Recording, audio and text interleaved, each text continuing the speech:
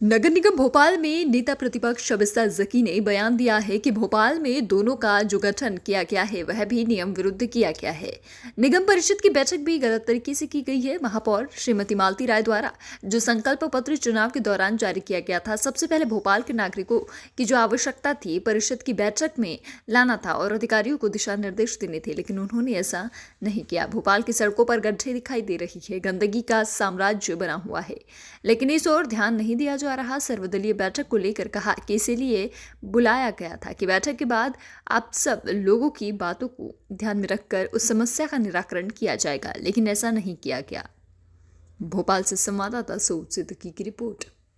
था भारतीय जनता पार्टी का लगातार जो अवैध कॉलोनी हो उसको भेद किया जाएगा, दूसरी बात बल्क कनेक्शन की बंद करने की बात की गई थी, तो लगातार अभी तक देखा जा रहा है कि बैठकें भी हो गई हैं, इसके बावजूद भी कोई काम दिखाई नहीं दे रहा। देखिए, बैठक जो करी थी वो भी इनलीगल तरीके से की गई थी। उसके अंदर से उन्होंने एजेंडा से संक्षेपिका गायब कर दी थी और जो जोनों का गठन किया गया है वो भी पूरा अवैधानिक है।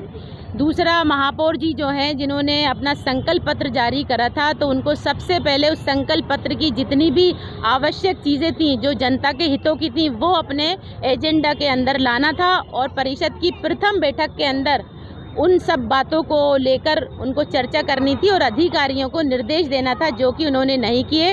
हम लोगों ने पार्षद दल ने, कांग्रेस पार्षद दल ने पहले उनको एजेंडा के अंदर जो जनता से जुड़े हुए मुद्दे थे उसके बारे में पत्र लिखा था कि आप ये सारी जनता के हितों की सुरक्षा के लिए ये मुद्दे हैं, जैसे सड़क, बिजली, पानी, रोड, गड्ढे, तालाब भरा हुआ है भोपाल शहर के अंदर सड़कों के ऊपर, और जो टैक्सेस हैं उनको बढ़ा दिए। वो सारी बातें हमारे लेटर में शामिल थी, लेकिन उन्होंने एक भी बात अपने एजेंडा में शामिल नहीं की और खाली जोनों का गठन करके बैठक को स्थगित कर दिया, जो बहुत शर्मनाक है।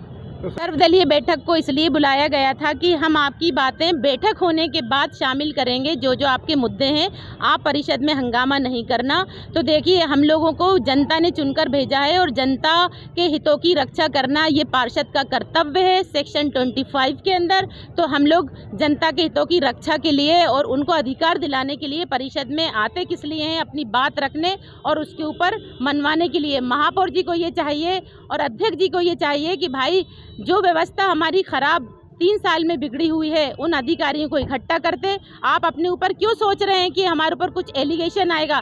कोई था ही नहीं परिषद के अंदर, कोई पार्षद था नहीं, कोई मेयर था नहीं, अधिकारियों के हाथ में था, प्रशासक बैठा हुआ था। तो आप प्रशासक और जो अधिकारी हैं उनको चेतावनी देते कि भाई अब अभी तक खराब व्यवस्था थी, लेकिन आपको व्यवस्था सुधारना चाहिए थी। तो ये उनके ऊपर कोई बात नहीं आती, ना अध्यक्ष के ऊपर बात आती, लेकिन उनकी सरकार है और सरकार के अंदर उनकी पोल खुलती, इसलिए वो परिषद के अंदर जनता से जुड़े हुए मुद्दों को नहीं लाना चाह रहे।